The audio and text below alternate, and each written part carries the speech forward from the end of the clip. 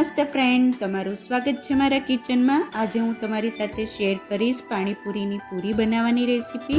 આ પૂરી છે બજાર કરતાં એકદમ ટેસ્ટી, ફૂલેલી, ક્રિસ્પી અને વણવાની ઝંઝટ વગર આપણે બનાવીશું। તો ફ્રેન્ડ્સ, ઘણા લોકો મસાલો અને પાણી ઘરે બનાવતા હોય છે અને પૂરી બજારમાંથી લાવતા હોય છે કે આટલી નાની નાની પૂરી બનાવવાની મહેનત કોણ કરે, આટલી નાની નાની પૂરી બનતા કેટલી વાર લાગશે એવું વિચારી અને પૂરી તૈયાર લાવતા હોય છે।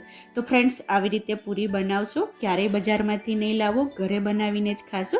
તો ચલો પૂરી બનાવવાની શરૂઆત કરી દઈએ। એક કાથરોટની અંદર 2 કપ સોજી એડ કરી દઈશું, 2 કપ મેંદાનો લોટ એડ કરી દઈશું। ફ્રેન્ડ્સ, તમારે મેંદાનો લોટ સ્કીપ કરવો હોય તો કરી શકો છો। 1 કપ ઘઉંનો લોટ એડ કરી દઈશું, ત્રણેય લોટને સરખી રીતે મિક્સ કરી દઈશું। તો ફ્રેન્ડ્સ, આ ત્રણેય લોટ તમારે એડ ના કરવા હોય, ઓનલી સોજીની તમારે પૂરી બનાવવી હોય તો બનાવી શકો છો। ઓનલી સોજી અને ઘઉંના લોટની પૂરી બનાવવી હોય તો પણ બનાવી શકો છો। તો ફ્રેન્ડ્સ, બધી રીતે મેં પૂરી ટ્રાય કરેલી છે, ખૂબ જ સરસ એવી પૂરીઓ બને છે। તો ફ્રેન્ડ્સ, તમે તમારી ચોઈસ પ્રમાણે લોટ એડ કરી પૂરી બનાવી શકો છો। સરસ એવો આપણે થોડું થોડું પાણી એડ કરી એકદમ સોફ્ટ પણ નહીં અને કઠણ પણ નહીં એવો લોટ બાંધી લેશું। સરસ એવો લોટ બંધાઈ ગયો છે, સરખી રીતે મસળી લેશું, મસળવો ખૂબ જરૂરી છે। અને ઉપર આપણે ભીનું કપડું મૂકી 10થી 15 મિનિટ માટે લોટને રેસ્ટ કરવા માટે સાઈડમાં મૂકી દઈશું। તો ફ્રેન્ડ્સ, એકદમ પરફેક્ટ પૂરી બનાવવા માટે એકદમ પરફેક્ટ લોટ બાંધવો ખૂબ જ જરૂરી છે। લોટ સરસ એવો બંધાઈ ગયો છે, સરખી રીતે પાછો મસળી લઈશું। લોટમાંથી આટલો નાનો ભાગ લઈ અને બીજા લોટને આપણે ઢાંકી દઈશું, એટલે લોટ છે એ સુકાય નહીં। હવે થોડોક લોટ જે આપણે બહાર લીધો હતો એને સરખી રીતે મસળી આવી રીતે લાંબી લાંબી લાઈનો કરી લઈશું। બધા જ લોટમાંથી એકસાથે લાઈન કરી અને આપણે લોટને કટ કરી લઈશું।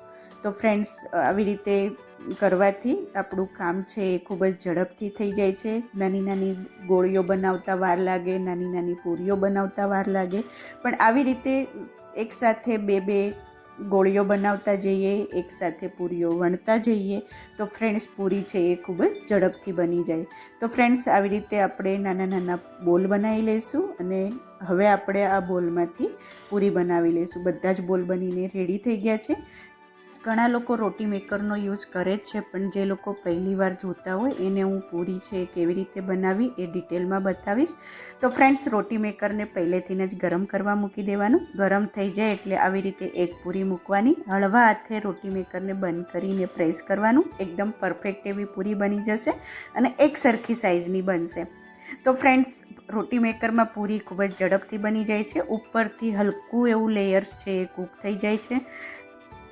તો ફ્રેન્ડ્સ, તમે વધારે પ્રેસ કરી દેશો તો આવી રીતે પૂરી ફાટી જશે અને તળતી વખતે ફૂલશે નહીં, એટલે પૂરી બનાવતી વખતે હળવા હાથે બંધ કરવાનું, હળવા હાથે પ્રેસ કરવાનું, એટલે પૂરી છે એ એકદમ સરસ રીતે બની જાય। તો ફ્રેન્ડ્સ, આ પૂરી 1 બાય 1 આવી રીતે આપણે લુવાને મૂકતા જશું અને એકસાથે આપણે બધી જ પૂરીઓને વણી લઈશું।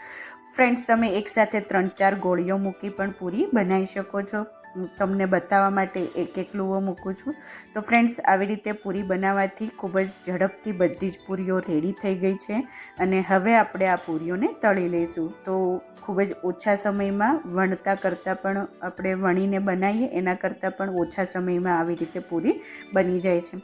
તેલ ગરમ કરવા મૂકી દીધું છે, આવી રીતે ઊંડું વાસણ લેવાનું, ઉપર જાળીવાળી ડીશ મૂકી દેવાની, એટલે તળીને પૂરીઓ મૂકીએ તો તેલ નીકળી જાય।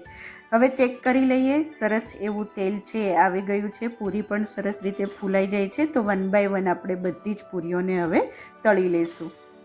તો ફ્રેન્ડ્સ, તળતી વખતે ખાસ વાતનું ધ્યાન રાખવાનું છે, તેલ એકદમ ગરમ હોવું જોઈએ। પૂરી ફૂલી જાય પછી એને પલટાવી લેવાની, બંને બાજુ પૂરીને સરખી એવી બ્રાઉન કલરની તળવાની। જો એક બાજુ તળાશે તો પૂરી છે એ થોડીક વારમાં સોફ્ટ થઈ જશે। એકદમ ક્રિસ્પી અને ફૂલેલી પૂરી રાખવા માટે બંને બાજુ સરખી રીતે તળવી ખૂબ જરૂરી છે। સરસ એવી પૂરી તળાઈ ગઈ છે, હવે તેલમાંથી બહાર કાઢી આવી રીતે જાળીવાળી ડીશની અંદર આપણે મૂકી દઈશું।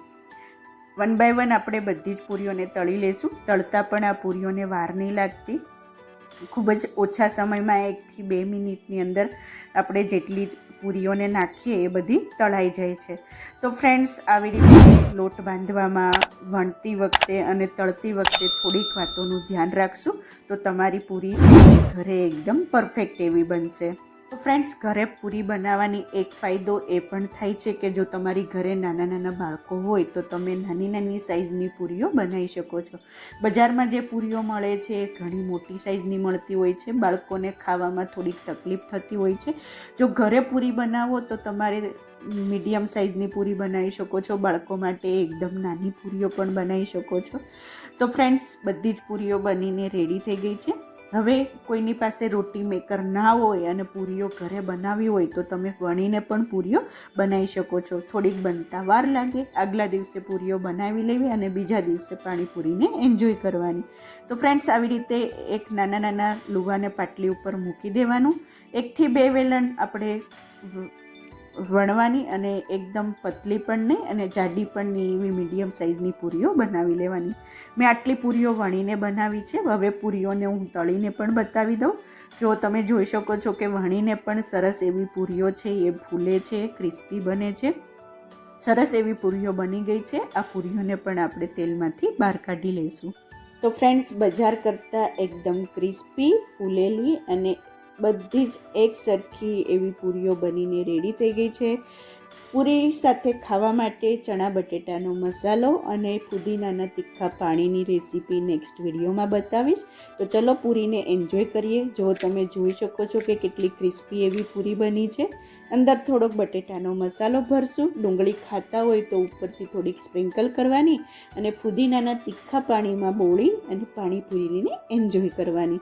તો ફ્રેન્ડ્સ, બધાની ફેવરેટ અને બધાને જ ભાવતી એવી પાણીપુરી છે એ ઘરે આસાનીથી બની જાય છે. તો ફ્રેન્ડ્સ, જો તમે આવી રીતે પૂરી ક્યારેય બનાવી ના હોય તો ચોક્કસથી ઘરે ટ્રાય કરજો. તમે બજારની પૂરી ભૂલી જશો.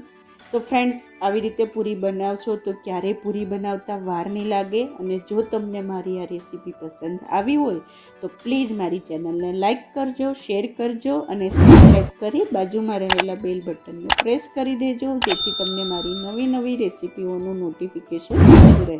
Thank you for watching. ફરીથી મળીએ એક નવી રેસીપી સાથે. ત્યાં સુધી બાય બાય.